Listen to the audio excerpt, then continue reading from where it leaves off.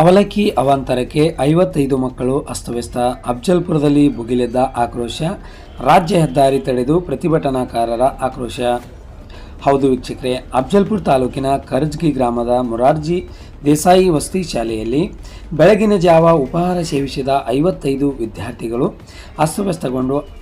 ಅಸ್ತವ್ಯಸ್ತರಾದ ಘಟನೆ ಸೋಮವಾರ ಬೆಳಕಿಗೆ ಬಂದಿದೆ. ಘಟನೆ ಬಳಿಕ ವಿದ್ಯಾರ್ಥಿಗಳ ಪೋಷಕರು, ವಿವಿಧ ಸಂಘಟನೆಗಳ ಮುಖಂಡರು ಹಾಗೂ ಹೋರಾಟಗಾರರು ರಸ್ತೆ ತಡೆದು ಆಕ್ರೋಶ ವ್ಯಕ್ತಪಡಿಸಿ ಅಫ್ಜಲ್ಪುರ ಪಟ್ಟಣದ ಸರ್ಕಾರಿ ಆಸ್ಪತ್ರೆ ಹಾಗೂ ತಾಲೂಕು ಪಂಚಾಯತ್ ಕಚೇರಿ ಎದುರು ಇರುವ ರಾಜ್ಯ ಹೆದ್ದಾರಿ ತಡೆದು ಬೃಹತ್ ಪ್ರತಿಭಟನೆ ನಡೆಸಿದರು. ಇದರಿಂದ ಕೆಲ ಕಾಲ ಸಂಚಾರಕ್ಕೆ ಅಡಚಣೆಯಾಗಿ ಸುಮಾರು 4 ಗಂಟೆಗಳ ಕಾಲ ಸ್ಥಳದಲ್ಲಿ ಉದ್ವಿಗ್ನ ವಾತಾವರಣ ನಿರ್ಮಾಣವಾಯಿತು. ತಾಲೂಕಿನ ಕರ್ಜ್ಗಿ ಗ್ರಾಮದ ಮೊರಾರ್ಜಿ ದೇಸಾಯಿ ವಸತಿ ಶಾಲೆಯಲ್ಲಿ ಬಹುತೇಕ ಕಡುಬಡ ಕುಟುಂಬಗಳ ಎಸ್ಸಿ ಹಾಗೂ ಎಸ್ಟಿ ಸಮುದಾಯಗಳ ಮಕ್ಕಳು ವಿದ್ಯಾಭ್ಯಾಸ ಮಾಡುತ್ತಿದ್ದು, ಒಟ್ಟು 230 ವಿದ್ಯಾರ್ಥಿಗಳು ವಸತಿ ಶಾಲೆಯಲ್ಲಿ ವಾಸವಾಗಿದ್ದಾರೆ. ಬೆಳಗಿನ ಉಪಹಾರಕ್ಕಾಗಿ ಶಾಲೆಯಲ್ಲಿ ಅವಲಕ್ಕಿ ಸುಸಲಾ ತಯಾರಿಸಲಾಗಿತ್ತು. ಆದರೆ ತಯಾರಿಸಿದ ಅವಲಕ್ಕಿಯಿಂದ ಗಬ್ಬು ವಾಸನೆ ಬರುತ್ತಿದ್ದರೆ ಅದನ್ನೇ ಮಕ್ಕಳಿಗೆ ನೀಡಲು ಮುಂದಾಗಿದ್ದರು ಎಂದು ಆರೋಪಿಸಲಾಗಿದೆ.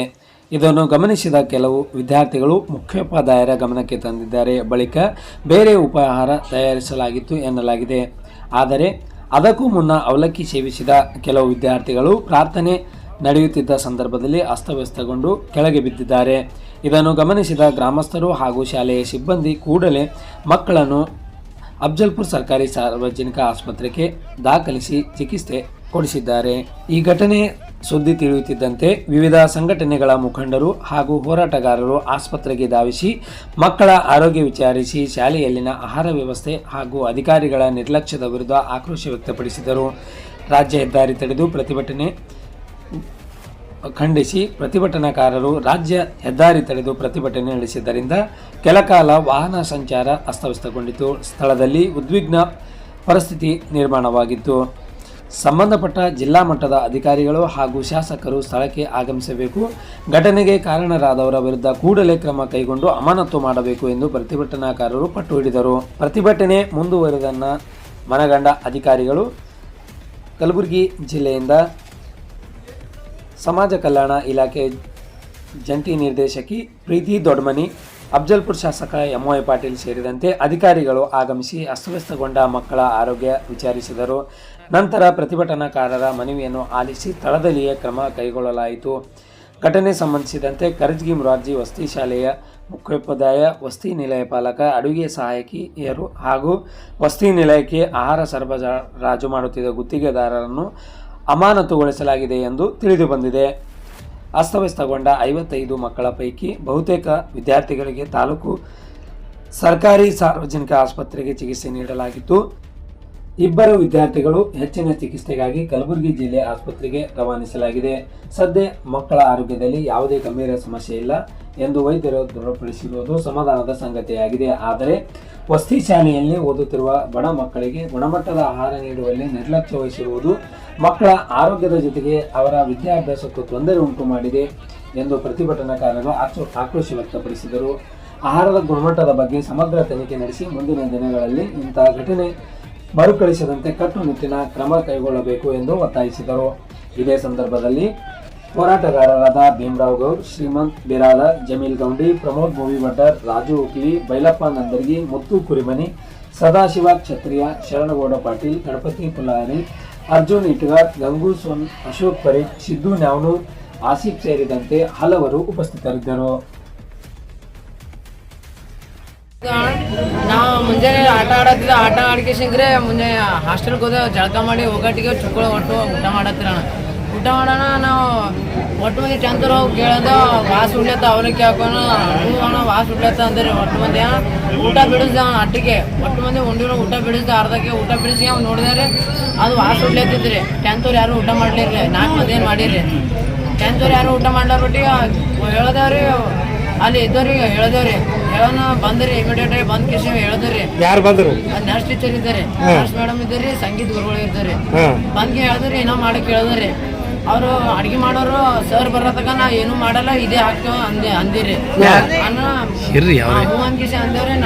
ನಮ್ ಕೂಡ ಅಂತ ಸರ್ ಬರತ್ತಾಗ ಇದು ಮಾಡ್ತೇವೆ ಅನ್ಕಿಸಂಗ್ರೆ ಜಗಳ ಆಡ್ಯಾರ. ಜಗಳ ಆಡತ್ತಾಗ ಅವ್ರು ಹೊಟ್ಟ ಬಿಟ್ಟು ಉಳ್ದವ್ರು ಯಾರು ಮಾಡಿಲ್ಲ ಅಷ್ಟೇ.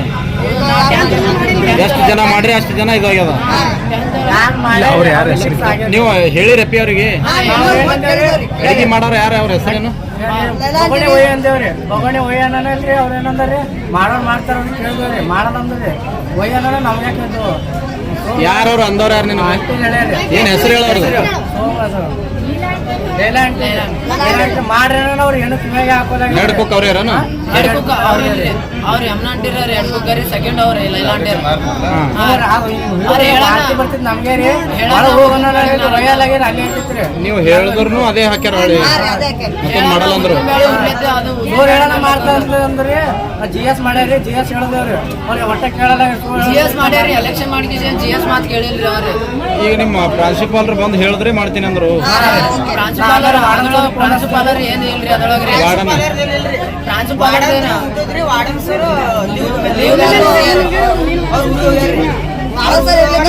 ಯಾರಪ್ಪ ಚಾರ್ಜ್ ಯಾರಿಗೆ ಕೊಟ್ಟು ಹೋಗ್ಯಾರ ಅವ್ರು ಹೋದ್ರಂದ್ರ ಅಡಿಗೆ ಮಾಡೋರ್ ಕೈಗೆ ಏನು ಫುಲ್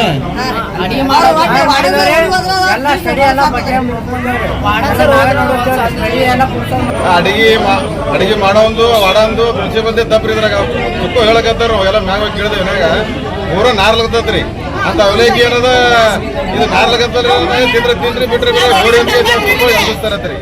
ಈ ತರ ಯಾಕೆ ಮಾಡ್ತಾರೆ ತುಪ್ಪಳಿಗೆ ಜೀವ ಹೊಡಿಬೇಕಂತಾರ್ರಿ ಲೆಕ್ಕ ಮ್ಯಾಗ. ಅವ್ರ ಮಕ್ಕಳಿಗೆ ಇದೇ ತರ ಅಡಿಗೆ ಹಾಕ್ತಾರ್ರಿ ಅವರು. ಹೊಸ ಮನ್ಸರ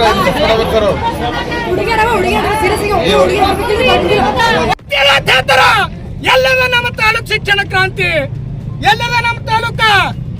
ಅಲ್ಲಿ ವಾರ್ಡನ್ ಏನ್ ಮಾಡ್ಲತ್ತಾರ, ಪ್ರಿನ್ಸಿಪಲ್ ಏನ್ ಮಾಡ್ಲತ್ತಾರ, 3 ಜನ ಕೂತಿದಾರ, ಆ ಜನ ಹೆಲ್ಪರ್ಸ್ ಅದಾರ ಏನ್ ಮಾಡ್ಲತ್ತಾರ. ಇಲ್ಲಿ ತನಾದ್ರೂ ನಮ್ಮ ಸಮಾಜ ಕಲ್ಯಾಣ ಇಲಾಖೆ ಯಡಿಯವ್ರು ಬಂದಿಲ್ಲ. ಇದಕ್ಕೆ ಸಂಬಂಧಪಟ್ಟಿರ್ತಕ್ಕಂಥ ಈ ಫುಡ್ ನಮಗೆ ಎಲ್ಲಿಂದ ಟ್ರಾನ್ಸ್ಫರ್ ಆಗತ್ತ ನಮ್ಮ ತಾಲೂಕಿಗೆ. ಪ್ರತಿ ಒಂದು ಶಿಕ್ಷಣ ಇಲಾಖೆ ಆಗಿರ್ಬೋದು, ಶೌಚಾಲಯ ಹೆಲ್ಪರ್ ಆಗಿರ್ಬೋದು, BCM ಆಗಿರ್ಬೋದು, ಈ ಸಪ್ಲೈ ಮಾಲ್ ಎಲ್ಲಿಂದ ನಮ್ಮ ತಾಲೂಕಿಗೆ ಆಲತ್ತದ, ಈ ಫುಡ್ ಎಲ್ಲಿಂದ ಆಲತ್ತದ. ಈ ಫುಡ್ದಿಂದ ನಮ್ಮ ಮಕ್ಕಳ ಜೀವನ ಜೊತೆ ಆಟ ಆಡ್ಲತ್ತದಂತ ಇದನ್ನು ಘೋರವಾಗಿ ಖಂಡನೆ ಮಾಡ್ತೀವಿ. ಯಾಕೆ ಮಾಡ್ತೀವಿ? ಇದನ್ನು ಸೂಕ್ಷ್ಮವಾಗಿ ತನಿಖೆ ಆಗ್ಬೇಕು. ತನಿಖೆ ಆಗೋವರೆಗೆ ನಾವು ಬಿಡಲ್ಲ. ಇದು ತನಿಖೆ ಆಗ್ಬೇಕು. ಈ ಮಟೀರಿಯಲ್ ಎಲ್ಲಿಂದ ಬರ್ಲಾಗ್ತದ, ಇದು ಎಷ್ಟು ಕಳಪೆ ಅದು ಅಥವಾ ಏನದ, ಇದರಲ್ಲೇ ಎಲ್ಲ ಹಾಲಾಗ್ತದ. ಇದು ತನಿಖೆ ಆಗಬೇಕು.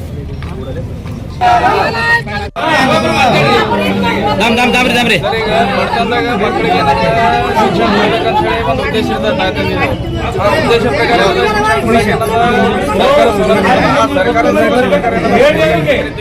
ಅದ್ರ ಹೊಣೆ ಇನ್ನಿತರ ಶಿಕ್ಷಣ ಅವ್ರು ಒಬ್ರು ಏನದ ಅಲ್ಲಿ ಶಾಲೆ ಒಳಗೆ ವಸತಿ ಇರೋದ್ರಿಂದ ಎಲ್ಲಾ ವ್ಯವಸ್ಥೆ ಮಾಡಿ ಕೊಟ್ಟರು ಆ ಶಾಲೆ ಒಳಗೆ ಇರಂಗಿಲ್ಲ. ಗುಲ್ಬರ್ಗ ಹೋಗು ರೈತ ಏನದ ಏನದ ಡಿಸ್ಟ್ರಿಕ್ಟ್ ಒಳಗೆ ಏನದ ಬಂದ್ ಡ್ಯೂಟಿ ಮಾಡಿರ್ತಾರೆ. ಅಲ್ಲಿ ಏನದ ನೈಟ್ ಆಲ್ಟ್ ಅವರು ಮಕ್ಕಳ ಜೊತೆ ಜೀವನ ಕಳೀತಾರ. ಆದ್ರೆ ಇಲ್ಲಿ ಮಕ್ಕಳಿಗೆ ಯಾರು ಅಡಿಗೆ ಮಾಡೋರಿಗೆ ಏನದ ಹೇಳ್ಬೇಕನ್ನೋ ತಾಕತ್ ಇವ್ರಿಗಿಲ್ಲ. ವೀಕ್ಷಣೆ ಮಾಡಬೇಕು ಅನ್ನ ಹ್ಯಾಂಗದ ಏನಿಲ್ಲ ಅನ್ನೋದು ಏನದ ಸ್ವಲ್ಪರೇ ದಯವಿಟ್ಟು ಬೇಕಲ್ಲ ಇವ್ರ ಬಳಿ ಮಾನವತೆ. ಅದೂ ಇಲ್ಲ ಅನ್ನೋದ್ನಾಗ ಈ ಬಡತನದಾಗ ಏನದ ಈಗೇನದ ಶಿಕ್ಷಣ ಕೊಡ್ತಕ್ಕಂಥ ಏನದ ಈ ಮಕ್ಕಳು ಈಗ ಯಾವ ರೂಪರೇಷೆ ಹಾಕೊಂಡು ಹೋಗ್ಬೇಕ್ರಿ ಈಗ ಮುಂದೆ ಸ್ವಲ್ಪ ಮಾನವ. ಇದಕ್ಕೆ ಏನು ಜುಮ್ಮೆದಾರಿ ಪ್ರಿನ್ಸಿಪಾಲ ಮತ್ತು ಏನಂದ್ರೆ ಅದಕ್ಕೆ ವಾರ್ಡನ್ ಸರ್ ಇವ್ರೇನದ ಮೇನ್ ಜುಮ್ಮೆದಾರಿ ಹೊಣೆಗಾರಿಕೆ ಹೊರಬೇಕ್ರಿ. ಇದ್ರದ್ದು ನಾಷ್ಟ ಏನ್ ಹಾಕ್ಯಾರತ್ರಿ?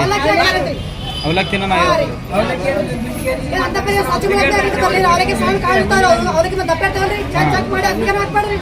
ಹಿಂಗೆ ಮಾಡ್ತಾರಿ.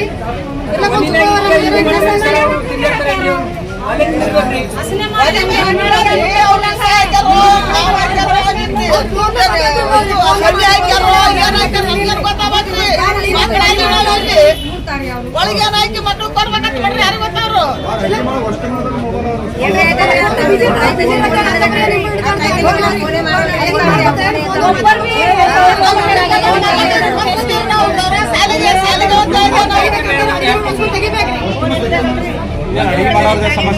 ಸಮಸ್ಯೆ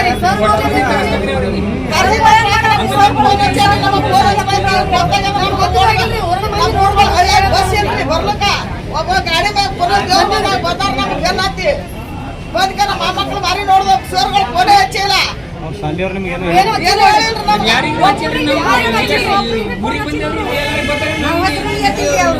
ಹತ್ತಿರ ಫೋನ್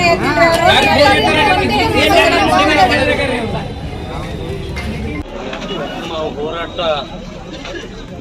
ಏನು ಮಕ್ಕಳ ಮೇಲೆ ಇವತ್ತು ಹಾಸ್ಟೆಲ್ದಲ್ಲಿ ರಾಜ್ಯ ಹಾಸ್ಟೆಲ್ನಲ್ಲಿ ಘಟನೆ ಗಂಜಿಯಲ್ಲಿ ಅದಕ್ಕೆ ನಾವೆಲ್ಲರೂ ಅದಕ್ಕೆ ಈಗಾಗಲೇ ನಾನು ಹೇಳಿದ್ದೇನೆ, ಇದು ಬಹಳ ಗಂಭೀರವಾದಂಥ ಸಮಸ್ಯೆ. ಯಾಕಂದರೆ ಮಕ್ಕಳು ತಾಯಿ ತಂದೆಯನ್ನ ಬಿಟ್ಟುಕೊಂಡು ಶಾಲೆಯಲ್ಲಿ ಇರ್ತಾರೆ. ಇವತ್ತು ಸ್ಕೂಲಾಗಲಿ ವಾರ್ಡನ್ ಆಗಲಿ ಮತ್ತು ಅಡುಗೆ ಸಹಾಯಕರಾಗಲಿ ನಮ್ಮ ಮನೆ ಮಕ್ಕಳನ್ನು ಅವರು ಅಲ್ಲಿ ಅವರಿಗೆ ಊಟ ಚೆನ್ನಾಗಿ ಆದ್ದರಿಂದ ಇವತ್ತು ಕಲಬುರಗಿ ಖರ್ಚಿಗೆ ಸಂಘಟನೆಯಿಂದ 55 ಹುಡುಗರು ಇವತ್ತು ಅವರು ಹೊರಟಾಗಿ ಅವರು ಆಸ್ಪತ್ರೆ ಸೇರಿದ್ದಾರೆ. ಕಾರಣ ಅಂತಂದರೆ ಅವರು ಸೇವಿಸಿದಂಥ ಏನು ಅವಲಕ್ಕಿ ಕಳಪೆ ಮಟ್ಟದಿತ್ತು ಮತ್ತು ವಾಸ ಆಗಿತ್ತು ಮತ್ತು ಆ ಹುಡುಗರು ಹೇಳ್ತಾ ಇದ್ರು ಇದು ವಾಸ ಆಗಿದೆ ಬೇಡ ಅಂತಿದ್ರು. ಆದರೂ ಕೂಡ ನಾವು ಇದು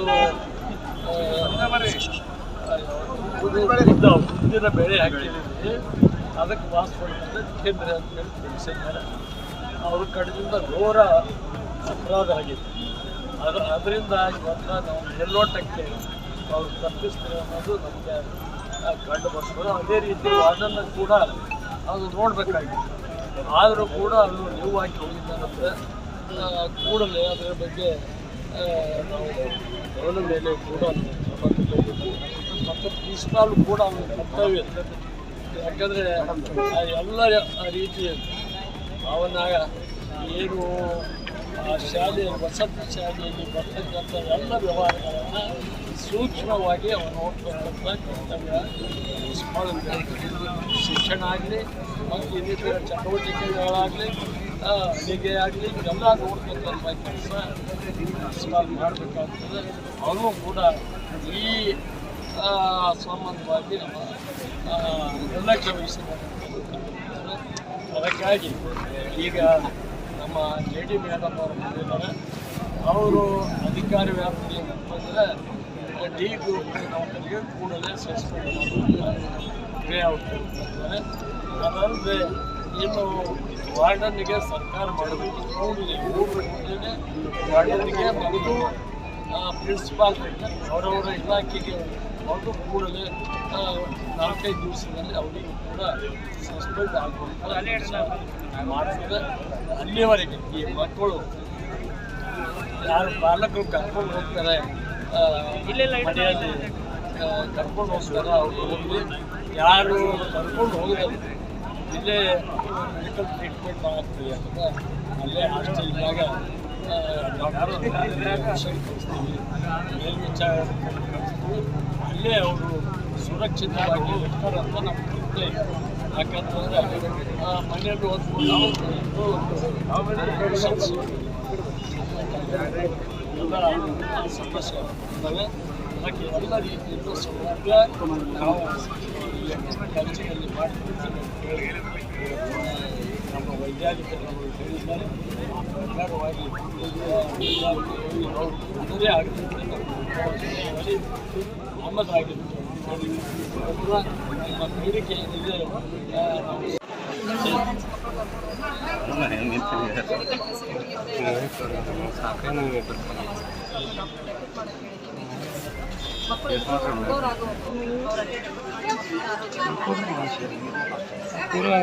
ಹಂಗಂತ ನೋಡಿರಿ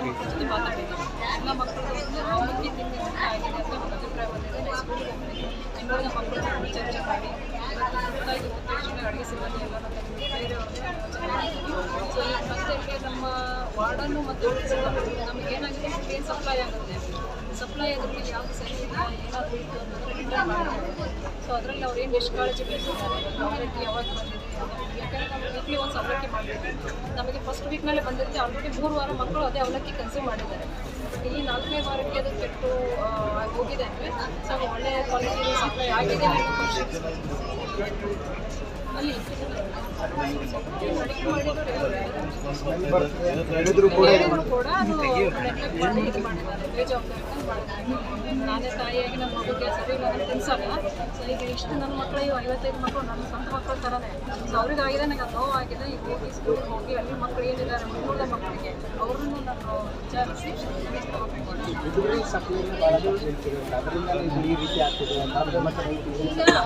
ಅಲ್ಲಲ್ಲ ಈಗಿನ ಇತ್ತೀಚೆಗೆ ಇನ್ಸಿಡೆಂಟ್ ಪದೇ ಪದೇ ಆಗಿಲ್ಲ. ಈಗ ಕಡಿಮೆ ಮಟ್ಟದ ಸಪ್ಲೈ ಆಗಿದೆ. ಅಲ್ಲ ಹಾಸ್ಟೆಲ್ ಆಗಲಿ ಹೊರಗೆ ಸ್ಕೂಲಿಗಾಗಲಿ ಯಾವುದೇ ಆಗಲಿ ನಾವು ರಿಸೀವ್ ಮಾಡ್ಕೊಳ್ತಾ ಇರ್ತೀವಿ. ವಾರ್ಡನ್ ಪ್ರಿನ್ಸಿಪಲ್ ಕ್ವಾಲಿಟಿ ಚೆಕ್ ಮಾಡ್ಕೊಳ್ತೀವಿ. ನಾವು ಬಲ್ಕಲ್ಲಿ ಕಳಿಸಿದಾಗ ನಾನು ಒಂದು ಮಸ್ಪೆಕ್ ತೊಗೊಳ್ತೀನಿ ಅಂತಂದ್ರೆ ಒಂದೇನೋ ಎಫಿಷಿಯನ್ಸಿ ಆಗಿರ್ಬೋದು, ಬಟ್ ಇವ್ರು ಚೆಕ್ ಮಾಡ್ಕೊಳ್ಬೇಕು. ನಾವು ಡೇ ಟು ಡೇ ಮಕ್ಕಳನ್ನ ಕಳಿಸ್ತಾ ಇರ್ತೀವಿ, ಚೆಕ್ ಮಾಡ್ಕೊಳ್ಳಿಲ್ಲ, ಏನೋ ಒಂದು ನೆಗ್ಲೆಕ್ಟ್ ಆಗಿದೆ. ಸೊ ಹಾಗಾಗಿ ಅದನ್ನು ಆಹಾರನೂ ಪರಿಶೀಲಿಸ್ತೀವಿ. ಆಹಾರ ಅವಲಕ್ಕಿ ಮತ್ತು ಸಾಂಬಾರು ತೊಗೊಂಡಿದ್ದಾರೆ, ತೊಗೊಂಡು ಅದರಿಂದನೇ ಆಗಿದೆ ಬಂದ ತಕ್ಷಣ ಸಂಬಂಧಪಟ್ಟ ಪ್ರಮಾಣ ಆಗುತ್ತೆ. ನಾವು ಪರಿಶೀಲಿಸಿ ವಾರ್ಡನ್ ಮತ್ತು ಪ್ರಿನ್ಸಿಪಾಲ್